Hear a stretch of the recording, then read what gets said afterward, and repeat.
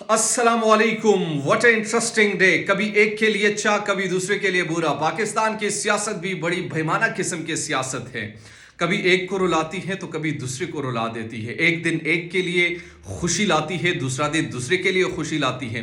एक दिन एक अदालत के फैसलों से खुश रहता है, दूसरा दिन दूसरा अदालत के फैसले से खुश रहता है। एक दिन इमरान खान के खिलाफ फैसला आता है कि आपकी जो गिरफ्तारी हुई है वो इंतहाई कानून के ऐन मुताबिक हुई है, तो पाकिस्तान मुस्लिम लीग नून सीना चौड़ा होकर कहती है कि देखा, हमने बिल्कुल कानून को अपने हाथ में नहीं लिया और कानूनी गिरफ्तारी की। और फिर ISPR का भी एक प्रेस रिलीज आता है और उसमें कहते हैं कि इमरान खान की गिरफ्तारी कानून के ऐन मुताबिक हुई है। फिर अगला दिन गुजरता है और समाअत होती है नैब में। इमरान खान 8 रोजा रिमांड पर दिया जाता है और फिर सुप्रीम कोर्ट में मामला चले जाते हैं। सुप्रीम कोर्ट कहती है कि आपने हमारी अदलिया की तौहीन की है और इसको हम किसी भी तौर पर बर्दाश्त नहीं करेंगे। और उसी फैसले को जहां से गिरफ्तार किया था उसी को कलअदम करार दे दिया और वहीं से आज दोबारा प्रोसेस शुरू हुआ। आज जब प्रोसेस शुरू हुआ तो सबको ये गुमान था कि इमरान खान किसी न किसी एक मुकदमे में, और खासकर जो अलकादिर ट्रस्ट का जो केस है, इसमें जमानत उनको नहीं दी जाएगी। लेकिन उस केस में भी 2 हफ्तों की जमानत उनको मिल चुकी है। और इसके साथ साथ जो दीगर मुकदमात थे, तकरीबन तमाम मुकदमात में एक सेफ जोन में इमरान खान आ चुके हैं पीर के रोज तक। अब काबीना का इजलास भी जारी है। मुल्क में अफरा तफरी उसी तरीके से जारी है। यानी इससे आपने ये नहीं सोचना कि अगर इमरान खान ये चला गया है या इमरान खान जो है वो अगर इन मुकदमात से जमानत पर रिहा हो चुके हैं तो मामला ठंडे हो गए। नहीं, अभी काबीना का इजलास भी जारी है और मैं भी जब वीडियो आपके सामने आएगी तो शायद PDM की एक प्रेस कॉन्फ्रेंस भी है, वो भी आप देख रहे होंगे। तो काबीना में 2 बड़ी अहम तजावीज़ आई है। पहली तजवीज़ क्या आई है? पहली तजवीज़ ये आई है कि जनाब जो इमरान खान है इनको या इनकी जो पार्टी है इनको कलअदम करार दे दिया जाए, क्योंकि कौमी अमलाक को नुकसान पहुंचाया गया, क्योंकि पाकिस्तान को नुकसान पहुंचाया गया, क्योंकि फौजी जो कोर कमांडर्स हाउस थे उनको निशाना बनाया गया। तो लिहाजा ये एक दहशतगर्द तंजीम करार दे दी जाए और ये पार्टी कलअदम करार दे दी जाए।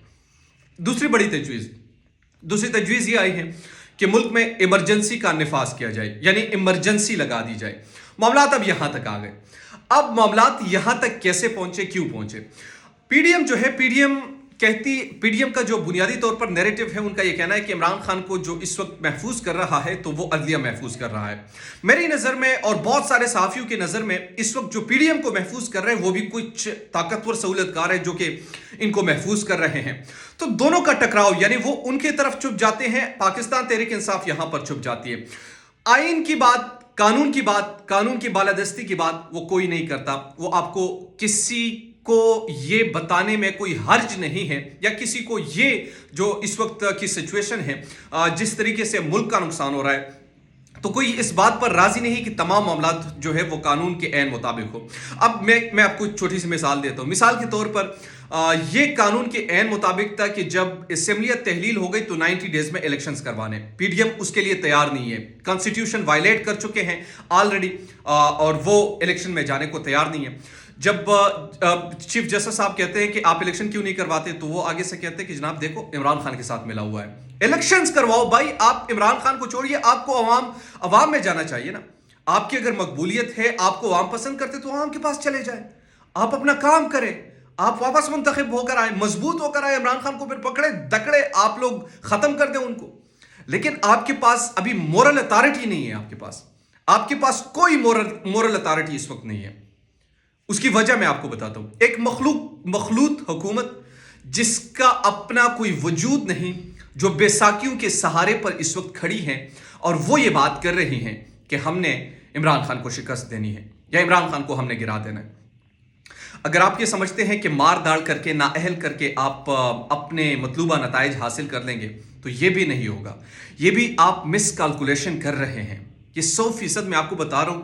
आप चाहे जो मर्जी कर ले, अगर या तो आपने अगर सोचा हो कि इमरान खान के खात्मे तक, उनकी इस दुनिया से जाने तक हम इलेक्शन नहीं करवाएंगे, तो शायद फिर आप कहीं कामयाब हो जाए कि इमरान खान ना रहे। लेकिन अगर वो जेल में भी है तो आपके लिए खतरनाक है, वो बाहर भी है तो आपके लिए खतरनाक है। वो जेल के अंदर जाता है, गिरफ्तार होते हैं, आपके लिए मजीद दर्द सर बन जाता है। वो बाहर रहते हैं तो उससे भी बढ़कर दर्द सर बन जाता है। آپ کے پاس کوئی سلوشن نہیں ہے. کیوں؟ کیونکہ آپ اس مینڈیٹ کے ساتھ آئے ہیں کہ آپ نے ان کو ختم کرنا ہے سیاسی طور پر. آپ کا ذہن اس وقت یہ ہے. آپ کے ذہن میں کہیں یہ نہیں ہے کہ پاکستان کی عوام کا اس وقت کیا حال ہے. آپ کے ذہن میں اس وقت یہ نہیں ہے پاکستان کی عوام چاہتی کیا ہے, پاکستان کی عوام جو ہے کن مصائب کی اس وقت شکار ہے. لیکن آپ کو فکر ہے تو اپنی سیاست کی فکر ہے, اس ملک کی کوئی فکر نہیں ہے. اس ملک کا کوئی آپ کا جو ہے اس وقت مقصد ہی نہیں ہے. مولانا فضل الرحمان نے کہا کہ جناب دیکھیں, یہ جو پاکستان ہے, اس پاکستان میں عمران جیسا ایک فساد ہے, اور یہ فساد جو ہے یہ فتنہ ہے. اور کل مریم اورنگزیب نے بھی جو کہا کہ چیف جسٹس کے گھر بھی جل سکتے ہیں, یعنی یہ دھمکیوں پر اتر آئے ہیں. یہ غنڈہ گرد مافیا جو ہے اس وقت یہ ملک پر یعنی اپنی جاگیر بنانا چاہتے ہیں. اپنے گھر میں ان کی چلتی نہیں, اور یہاں پر آ کر میڈیا کے سامنے بھڑک مارتے ہیں اور کہتے ہیں کہ جناب ہم ان کو ختم کریں گے. بھائی آؤ الیکشن میں اپنی مینڈیٹ کو شو کرو کہ آپ کس کیفیت کے مالک ہیں. آپ کی کیٹیگری کیا ہے. سی لیول کی کیٹیگری بھی آپ نہیں ہے پاکستان کے عوام کی نظر میں. یہ میں آپ کو 110% شور ہو کر بتا رہا ہوں, کیونکہ عوام میں جب آپ رہتے ہیں عوامی رد عمل کو آپ دیکھتے ہیں. کسی مطلب مجھے پی ٹی آئی سے کیا ہمدردی ہو سکتی ہے, مجھے عمران سے کیا ہمدردی ہو سکتی ہے, لیکن جو ریئلٹی ہے اس ریئلٹی کی بات ہم نے کرنی ہے, اس ریئلٹی کی بات آپ تک پہنچانی ہے, اس ریئلٹی کی بات آپ کے سامنے رکھنی ہے.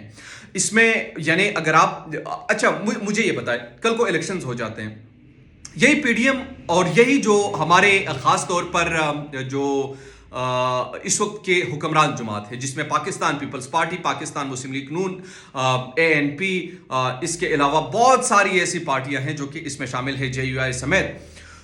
تو یہ جب کل الیکشن لڑے گی تو یہ کس منہ کے ساتھ جائے گی اور آصف علی زرداری کو کہے گی کہ مسٹر 10%. آج میں شہباز شریف کی کابینہ سے خطاب کو سن رہا تھا اور میں حیران پریشان تھا کہ یار اتنی تعریفیں تو وہ اپنے بھائی کی بھی نہیں کر رہا جتنی تعریفیں وہ آصف علی زرداری اور ان کی بہن کی کر رہا تھا. کہہ رہا تھا کہ آصف علی زرداری کی, یہ وہ شہباز شریف جو کہ آصف علی زرداری کے بارے میں کہتا تھا کہ میں آپ کو سڑکوں پر گھسیٹوں گا, آج ان کی صداقت اور امانت کی گواہی شہباز شریف صاحب دے رہے تھے.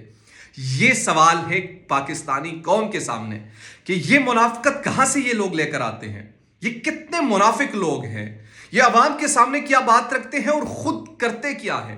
وہی شہباز شریف جو کہ مسٹر 10% کا نام آصف علی زرداری کا رکھا تھا, یہ وہی شہباز شریف ہے جن نے کہا تھا کہ یہ جو سوئس کے بینکوں سے یہ مال میں لے کر آؤں گا اور آپ کو سڑکوں پر گھسیٹوں گا. آج میری آنکھوں نے دیکھا کہ اسی شہباز شریف وزیر اعظم کی کرسی پر ہوتے ہوئے بلاول کے سامنے ان کو کہا کہ میں نے جو ماضی میں کہا وہ بکواس تھا, غلط تھا. اس کا مطلب یہی ہوا نا, کیونکہ آج انہوں نے کہا آصف علی زرداری کی صداقت امانت کی گواہی انہوں نے دی, فریال تارپور کی صداقت امانت کی گواہی انہوں نے دی. یہ پاکستان ہے, یہ سیاسی اور سیاست کے مفادات کا ذکر ہے. میں جب پولیٹیکل مافیا کا ذکر کرتا ہوں, یہ پولیٹیکل مافیا یہ وہی مافیا ہے جس مافیا کے ذریعے یہ خود کو اپنی جو جاگیر ہے وہ مضبوط کرنا چاہتے ہیں. یہ آپس میں کسی بھی قسم کے لیے مکمکہ کر سکتے ہیں, لیکن تیسری بندے کو یہ برداشت نہیں کر سکتے کیونکہ وہ ان کو بے نقاب کرتا ہے.